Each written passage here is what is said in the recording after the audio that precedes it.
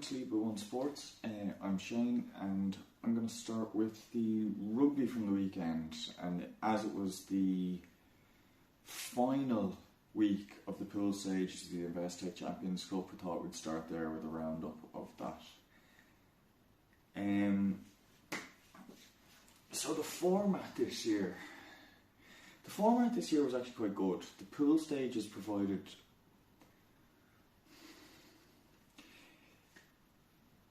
exciting matches each week, where in recent years you found some teams were sending weakened sides abroad, or if they'd already lost in the first round, they had considered that was their chances over, and so they gave up. But this year it seemed a little bit different. Out of the 24 teams, only one team going into the final round didn't have an opportunity of making it to the last 16. So it made for some pretty interesting rugby, and also some exciting watches, considering you also knew even a different scoreline would change who would play who in the next round, or the round of 16.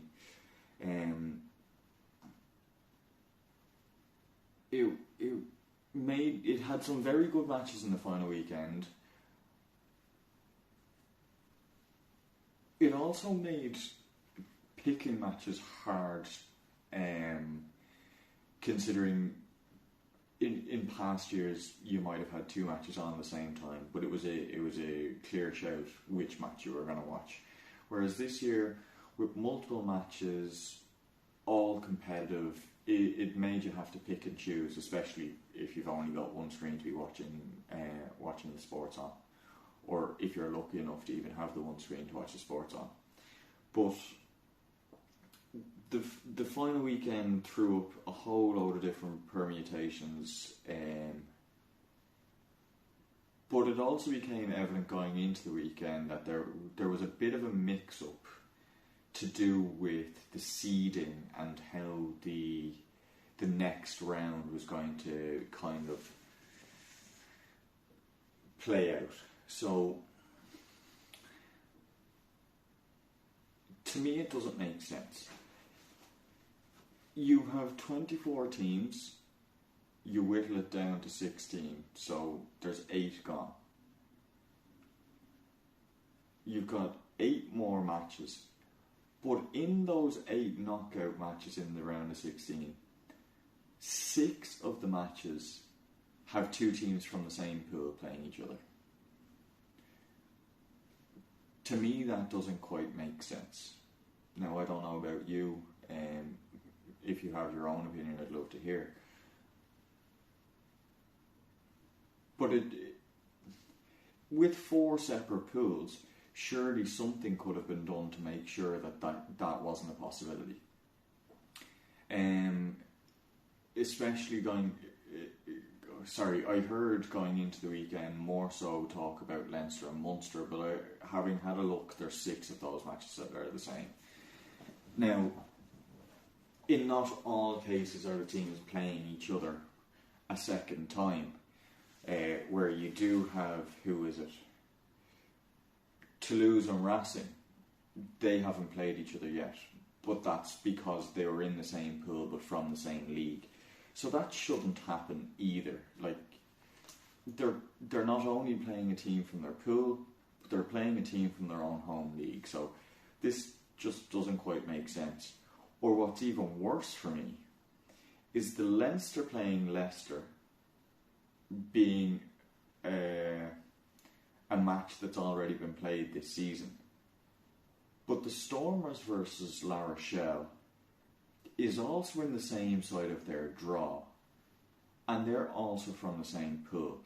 So any one of those teams that does progress in the competition won't actually play any teams from another pool until the semi-final stage, which, I don't know about you, but if there's only 6 teams in my group, that means not much to me, really. It shouldn't happen. But I suppose that's how it is. It's made for some exciting rugby. You have Toulouse versus Racing, Chiefs versus Bath, Harlequins versus Glasgow, Bordeaux versus Saracens, the Bulls versus Lyon, Munster versus Northampton, Stade La Rochelle against Stormers, and Leicester versus Leinster. So there's some big names in there, which will make for very decent watching rugby, but at the same time, some massive teams have missed out on these knockout stages. That's not to take away from these other teams who have done well to achieve it, but it also goes to show how competitive it has been this year in the pool stages. The likes of Toulon and Bayonne, they're gone. Sale, Stade Francais, they're gone. Cardiff, Ulster, they're gone. And Bristol and Connacht, they're both gone too, despite the fact Connacht beat Bristol in the last round there with a fantastic win. So I guess it'll be interesting to see how it pans out going forward, but surely there was something else they could have done to change up how the knockout stages have kind of happened.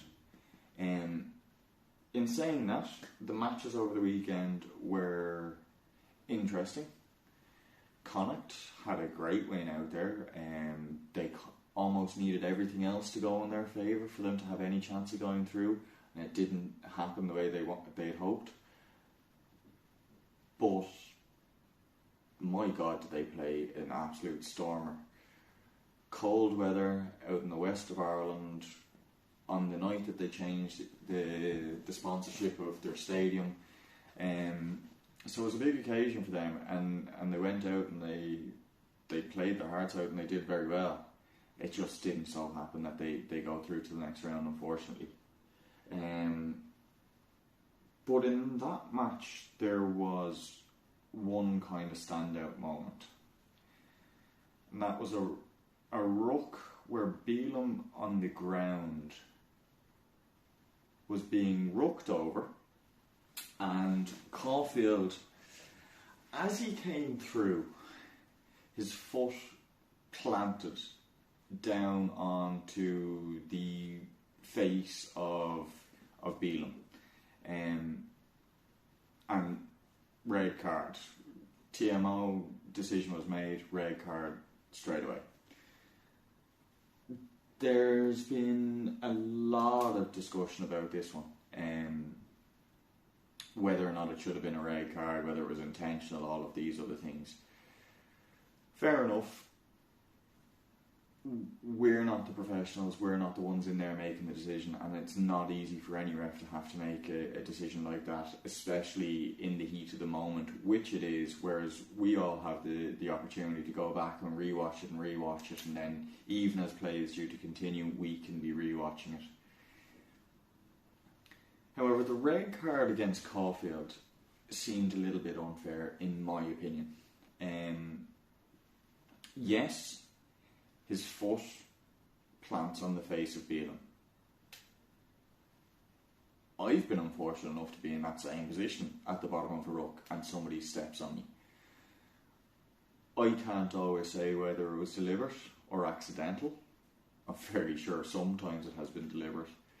But in this circumstance, to me, Caulfield has already driven past Beelum. For him to plant his foot in any other position would seem like an unnatural body position to me. So in that situation, it's unfortunate that Beelum was there, yes. Does he come down with a bit of force? Potentially. Is Caulfield a heavy man? Quite possibly.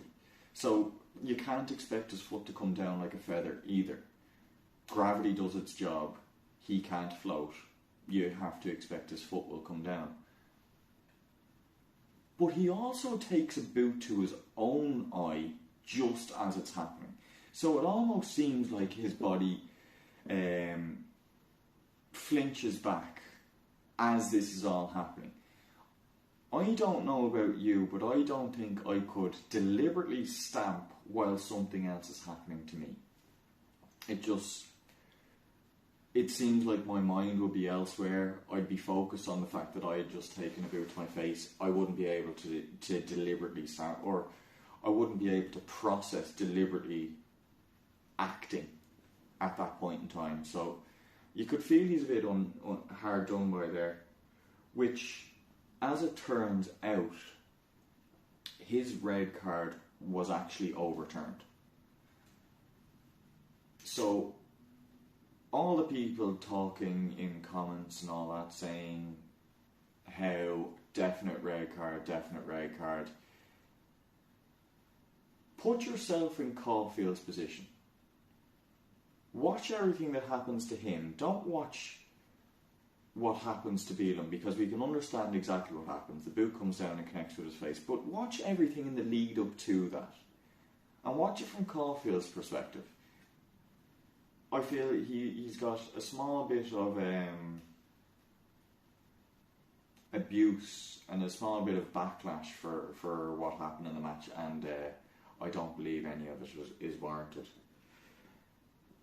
But speaking of red cards, there was also a red card in the Munster match to Langdon. And this was a bit of a different situation. I myself, at the time, also thought, my God, is he unlucky. I didn't quite see the second contact. At the time, that was. And I've gone back and I've rewatched it because I didn't believe it was a fair red card either. I thought it could be a yellow. But having rewatched it, and even today rewatching it, it's not a natural body angle that he ends up in, especially for the second contact. The first one I can understand, very unfortunate. But for the second contact, I have never tried to drive through, and then as I've driven through, when planting my foot back down, ended up on the tip of my toe. Usually your toes will come down and plant you to press forward, but he seems to come down, and as his knee connects to the head the second time, his toes are touching the ground, as in his toenails would be what's touching the ground, not the sole of his foot. So I can understand where that one was a red card, and fair play to the ref, the TMO, and the linesman who made the right call in that situation. And it just so happens that he has picked up a 4-week ban for that. So I've been proven wrong. Luckily enough, I wasn't the ref in the day, because I would have made the wrong call at the time. But that's why these guys are the refs, and they made the right call. So Langdon gets the 4-week ban, while Caulfield gets his overturned, luckily for himself. But talking about that Munster match, Munster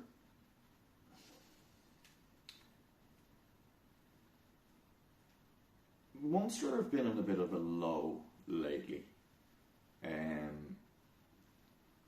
They haven't been winning matches. If they haven't been doing so convincingly. And in the past month or so, they've been doing well to score tries. There was a couple of matches over the Christmas period where they just didn't seem to... They didn't score a try throughout the whole game. In fact, they hadn't scored a try in 2 consecutive matches, as far as I can remember. So, Munster... I don't quite know what's going on there.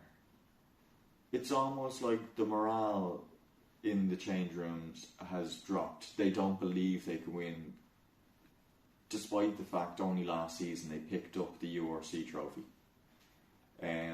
So they have silverware in their back pockets. They know how to win.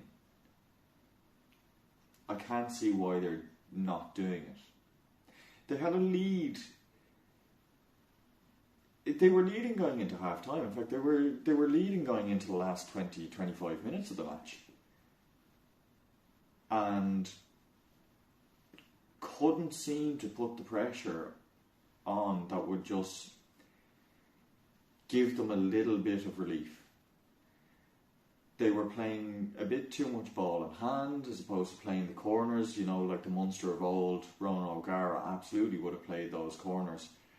Whereas with about 20 plus minutes to go, 4 points up, a chance to kick the corner and load the pressure on, Munster decided to kick the points and spread it out to a 7-point game.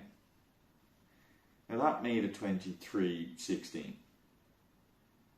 Only a couple minutes later, Northampton stepped up, kicked the 3 points from over halfway with the wind, having just dropped a goal a few minutes previous. So the confidence was clearly there. If I was in that position, I would not want to be giving Northampton ball from the 10-metre line into my try line.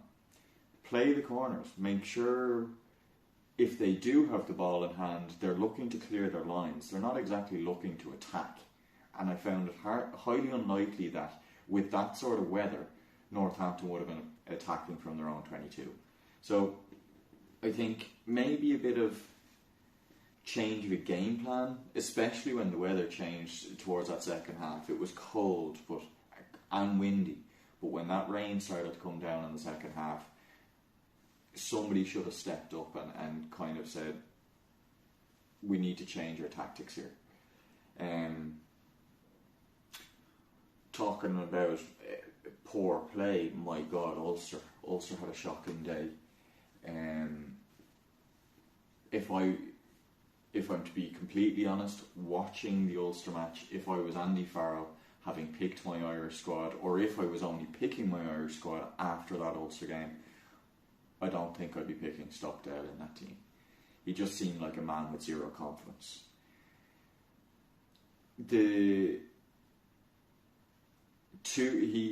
Ulster conceded 2 tries down his side, and in both situations I found, unfortunately, he was at fault. I feel bad because he's only doing his best and he's done great things in the past, and I suppose it happened on the other wing to Balakoon at the same time. But Balakoon, on the flip side, seemed like he had a little bit extra in attack, whereas Stockdale early in the match decided to have a clearance kick that went up the touchline, and when the ball went dead, tried to mark the line out from the 15-metre line. He had 4 of his own teammates there. If I'm a winger in that situation, I'm getting back into position knowing the opposition have a line out coming. He didn't get back into position, left his wing unmarked, and they threw a quick line out, ran straight down the line. Seemed like a preventable try. And then Leinster had a tough win. Did well to manage the 4-try bonus point, but they didn't make it easy on themselves. If I'm to be honest, talking about Harry Byrne or the other out-halves that are trying to look for that number 10 Irish jersey, Harry Byrne used to play to the line a lot squarer and a lot quicker and with movement, but seems to be static when passing out at this stage. I don't know, is his confidence taking a knock or what might have done that? Is he struggling with a niggle or anything? But there's other players there that are definitely going to put their hands up for that Irish number 10 jersey ahead of him, unless he can change that taking the ball to the line square. I think Crowley does it well, but with Munster doesn't seem to have the same awareness for space just outside him. In saying that, Frisch is a fantastic player. But if you put Crowley into that Irish team with a few different names outside him, I think he's able to pull those strings. At the same time, Frawley in the Leinster setup, I think, is actually the next number 10 in blue. There's the Burns, Sam Prendergast, who's a very good player, seems young for now, getting a good opportunity called up into the Irish team.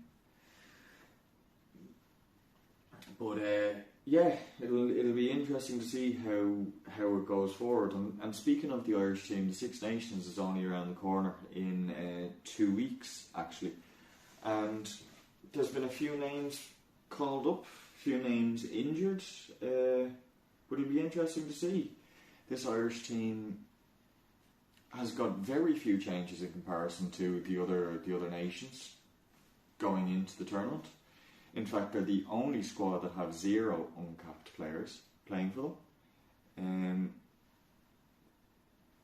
But that pivotal number 10 position is one where they don't have the head that used to be there.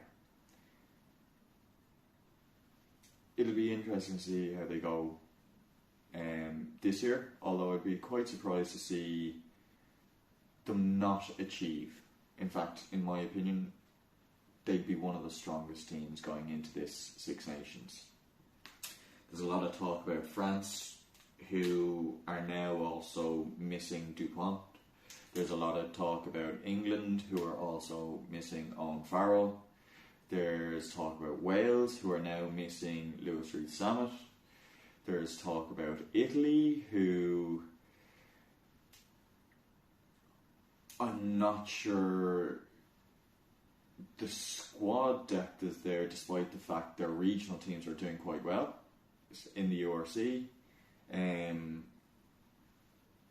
Capuozzo, their standout player at fullback, plays his club rugby on the wing a lot of the time. So it'll be interesting to see how Italy go going forward, and then obviously Scotland with a number of changes. I'd actually like to see, I know a little bit biased here, but I'd like to see Ben Healy in that number 10 jersey for Scotland. Finn Russell does have a lot of that flair, but I think Ben Healy can give his team that little bit more structure where his players know what lines to run off him. Whereas that Finn Russell pass can be a little bit more wild and out there, and making him harder to read, not only for the defence but for his own team too. So it'd be interesting to see how this tournament kind of tracks on. Yeah, I suppose we'll move on from the rugby and talk about the golf from the weekend. There was some interesting news in golf. Last week on the PGA Tour, there was a winner that not many people would have heard of before. His name was Nick Dunlap. Very strong performance. Finished up with a final round of 2 under par. Doesn't sound too crazy or anything, but that was a total score of minus 29 or 29 under. So it's rare you see that sort of a score. I know some golf courses throw very low scores, but for an amateur to go out there and win it with a score of 29 under was quite special. Seemed very composed around the course, very kept to himself, not showing too much emotion until the final stroke or two of the last round, with a bit of a laugh with his caddy and an emotional hug with his parents and girlfriend there. But it was lovely to see. In fact, he's the first amateur to win a PGA Tour event in 33 years. So, first one to do it in 1.5 times Nick's lifetime, which is amazing. And he's also the youngest amateur to win it in 114 years at the age of 20. So, fair play to Nick. Hopefully we'll see him in the future. It'll be interesting to see how he goes going forward. I know this week he won't be playing on the PGA Tour, as he's taken some time off to figure out what he's going to do, professional status wise. But yeah, looking forward to seeing a bit of him in the future. Rory McIlroy did extremely well as well. He had a bit of an up and down week. Had an unbelievable Saturday to put himself in contention, and then managed to close it out with with a strong final round on Sunday. He's backing up his second place finish the week before. Came second to Fleetwood last week, but yeah, if you see he's in the mix on that final day, you know you're kind of got to be looking over your shoulder a small bit. And when he got into that lead early on in the day, there was no stopping him really. But yeah, so there's no Rory this week and no Nick this week to watch. But it'll be interesting as this week the schedule has changed up a small bit. You have the PGA Tour starting on a Wednesday. A bit different with the NFL conference finals on Sunday, so to prevent the overlapping there, they've started the weekend on the Wednesday as opposed to the Thursday. But you have the DP World Tour on this week as well, which should have Tom McKibben playing, who had a lovely tied 14th finish on the DP World Tour last week. So fair play, Tom, especially for such a young lad as well, from Northern Ireland. So looking forward to see how he goes this week. I believe he's in the field. Shane Lowry and Seamus Power are both going to take part in the PGA Tour. Shane Lowry didn't have a bad week last week. Didn't make the 54-hole cut, unfortunately, but didn't have a bad week. He's playing in the PGA Tour early in the season as he hasn't got his exemptions, unfortunately, due to a low finish last season. So he will be playing again this week. And Seamus Power will be joining him this week, having taken last week off due to injury. So, kind of looking forward to see how those two play this week. Shane needs a good finish. Seamus has been out for a while with an injury, so it'll be interesting to see how he plays. But I think Shane needs to have a top 20, top 15 finish this week to get his own confidence up there. Where Seamus Power, although he's coming back from injury, will start to feel the heat himself, as he hasn't played in a while and also hasn't had a very high finish in a while, so his exemption status is looking a bit kind of nervy, so he'll be hoping to do well. And then in the LPGA, there was a couple of good finishes last week. Charlie Hull manages to finish tied 7th, not bad. While Leon Maguire finished tied 12th. Yeah. Leona didn't have a great week, although she'd be happy that she was in the field and didn't do too bad. Finished up with a final day, getting herself up a small bit in the field. But to have a tied 12 finish, fair play. I think anybody would be happy with that in the field that she was in. Some big names there. And Charlie doesn't seem to be playing this week, but Leona is playing alongside, well, not alongside, but also in the field are Stephanie Meadow and Georgia Hall. So it'll be interesting to see how they go, especially since Georgia hasn't played since November. Looking forward to that. Some big names in the field this week. Be difficult to see who pulls that one out of the bag. The interesting thing for me over the weekend was watching Rory coming up the 18th on the final day. As he approached the green, as he walked up to the green, having hit his approach,